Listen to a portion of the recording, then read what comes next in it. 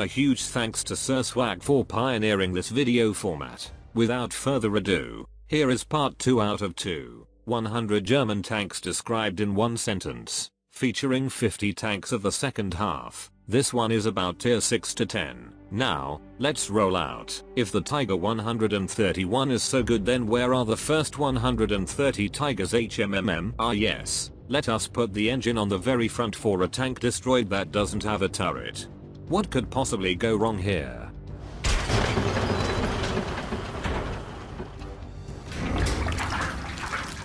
This TD proves that someone was a fan of Monty Python's Biggest Dickers scene.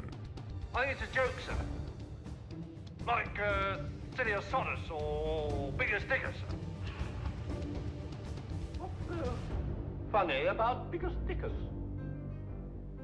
Well, it's a joke name, sir. Nashorn plus Hummel story. Once upon a time, two German brothers made a platform for a tank. One put a TD gun on it and named it Nashorn. Meanwhile, the other put an RT gun on it and named it Hummel. Moral of the story: there were more gun designs than there were tank platform designs for the Germans. Now sleep tight, little Jürgen. Funnily enough, if this tank came on the stage and started a song with the words, "You already know who I am," he'd actually be right. Imagine being sent to retirement because you were crappy as a light tank just to be enlisted back in the game as a black market exclusive collector's tank. The editor of this video must be crazy. I don't know where he heard that this is a German tank. This is clearly just an American M10 Wolverine. Can we get an actual Panther on the screen? Ah, yes. Now this is indeed a real Panther.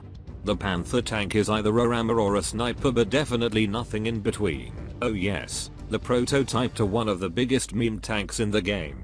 It shows that sometimes even 2 attempts weren't enough to create something worthwhile. This tank in real life is I to the conic. Fucking iconic. In World of Tanks, however, it's P to the Aper. Total paper. When the gates of hell opened loose, this little monster came through them. There is a good reason it's nicknamed the cockroach, and it should also be squished like one. Wait, so you're telling me the Germans were not only smart enough to put a turret on a TD but also smart enough to make it fully rotational? And they forgot how to do this afterwards for the rest of their tank destroyers? Yup. Definitely looks like that's the case. On a more serious note, the J-Panther almost feels like a good TD. Almost. The 320 alpha damage gun is more inaccurate than Soviet heavy guns. It lacks camo and the speed is also subpar.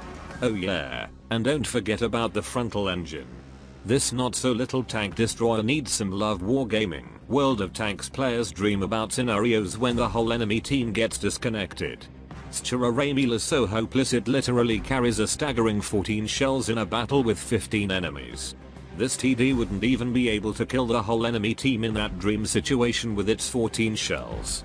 Wow. Nicknamed the Dracula, this artillery piece indeed drains the health points and the will to play World of Tanks of every tanker that it hits. What if we took an American light tank, gave it a different gun and painted it in a different color? Oh yeah, now it's a proper German tank. Despite being a copy of the American M41, the American M41 actually wants to be like it. What if we took an American light tank that was painted in a different color and slapped some nonsense about Wargaming League on its sides even though it was never used in a grand final game?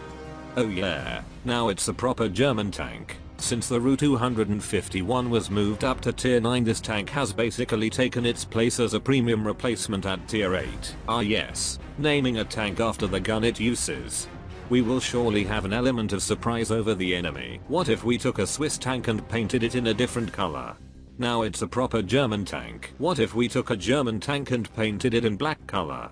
Wait, hold up. What if we... Hold up. Hold up. Didn't we already have this one like a couple of times already? Next please. I mean, at least I can say something about this one. It's the poor man's version of the Swiss tank that was painted in a different color. What if we took an American post-war medium tank, gave it a bulldozer and painted it in a different color? Oh yeah. Now it's a proper German tank? Question mark?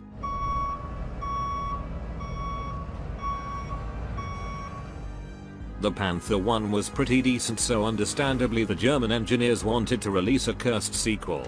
I'm still waiting for the third Panther in the trilogy to come out.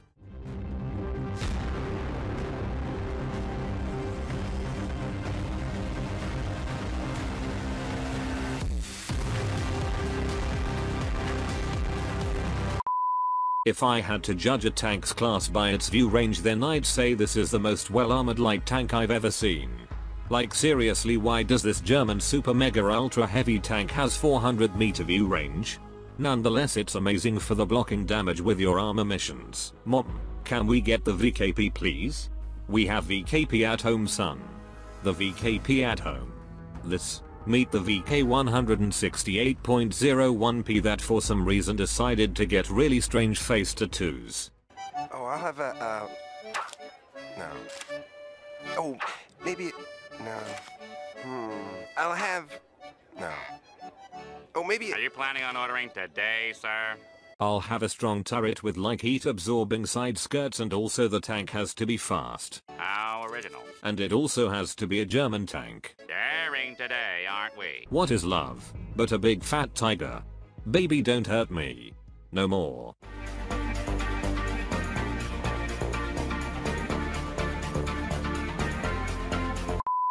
Ah yes. Nothing brings back memories as much as platooning my stock Tiger 2 with a mate who had a stock KV4 back in 2016 when we got a platoon of defenders against us and punished tier 6 super unicorns in our team. Doing our best 400 damage battles and then exploding, farming that beautiful gem of a 35% win rate. Life was good. On a more serious note, if this tank didn't get buffed recently, I'd have put 10 seconds of sad music over it without a sentence kind of like this.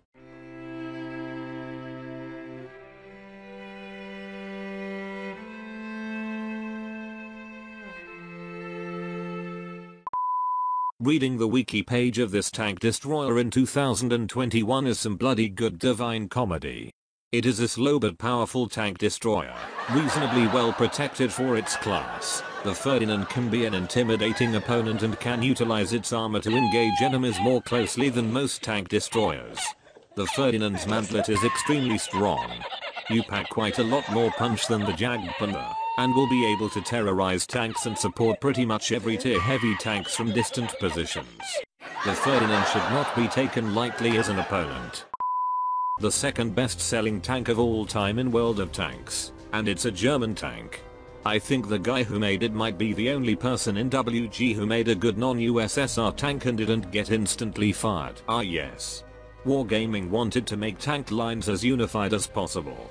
That's exactly the reason why the turretless piece of crap's Chiraramiel leads to this turreted, slick, well camouflaged tank destroyer, and the Kruppsteer with Fentrager is a tier 7 premium tank instead. Makes sense. The fattest tank named after a type of cat in World of Tanks. A true predator. It used to be great, but then light tank puberty hit and tier 9 tanks just aren't relevant. What if we literally stole a Soviet tank and painted it in a different color? Now it's a proper German tank. Massive LMAO. Meet the youngest tank child in the oldest tank family in World of Tanks. The Kunstpanzer. It looks so cute when you have to pay to get it. LMAO. You so fucking precious when you smile. Yeah. Hit it from the back and drive you. Yeah. Girl, I lose myself up in those eyes. I just had to let you know you're. Remember when they made this tank's lower plate stronger than its upper plate for like 2 updates, and suddenly every tryhard on the server was playing this? Pepperidge Farm remembers. Mom, can we get the Morse please? We have Morse at home son. The Morse at home. This vehicle is nicknamed the Flipwagen by the player base for a good reason. Imagine taking more damage from the ground by gravity than enemy tanks. LMAO. To be honest, I don't know much about this tank, but I've heard that some people on the forums are claiming that it's weak. That's an inside joke. When you hear people talking about the Leopard, they almost always mean this Leopard. Whenever it misses a single shell, it's an event worth of putting in a history book. 100. I honestly don't know how this was considered a balanced heavy tank back in the days.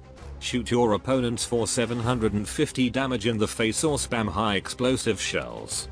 But look, it has a couple of pixels on top of the turret that are a totally valid weak spot. Yes, and definitely don't intertwine with the viewport that can absorb shells for 0 damage like it would be some sort of a black hole. Yes, this seems like the perfect tank to platoon together with a MS-1 back in 2015. This Clan Wars reward tank, also known as the Fail Love, is actually a decent counter to the current meta plague that is Object 279E, due to its 350mm of heat shell penetration. I know I used this joke like 3 times already, but Mom, can we get the VK72.01K Clan Wars reward tank please? We have the VK72.01K Clan Wars reward tank at home, son. The VK72.01K at home. This, when it has a shell loaded and ready, the enemy tanks will desperately run in fear, beg for mercy and pray to all the gods of RNG. However, when it has fired its shell, it instantly becomes a hit point pinata that anyone and everyone can bully at their own free will. No questions asked. This is literally the final boss of World of Tanks. Ты готов сыграть? Да. Подожди. Миш, у меня для тебя одно важное признание. В отличие от тебя 3-летнего, я 40-летний лоб. Играть в шахматы не умею. Поэтому мы тебе нашли достойного противника. Я приглашаю в эту студию 12-го чемпиона мира по шахматам, международного гроссмейстера, заслуженного мастера спорта СССР Анатолия Карпова.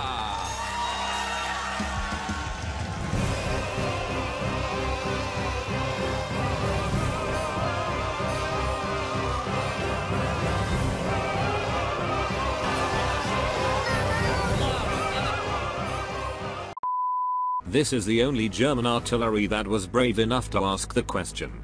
What would happen if artillery actually also had some armor? Yes, ending the 100 German tanks described in one sentence video with an artillery that actually has the number 100 in its name. Almost like it was meant to be.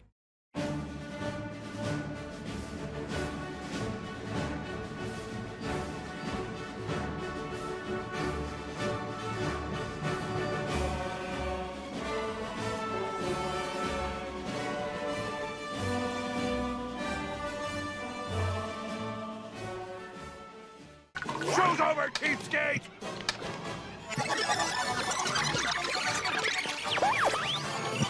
The final boss of Chess Dark Souls music also video with kid crying too. The end.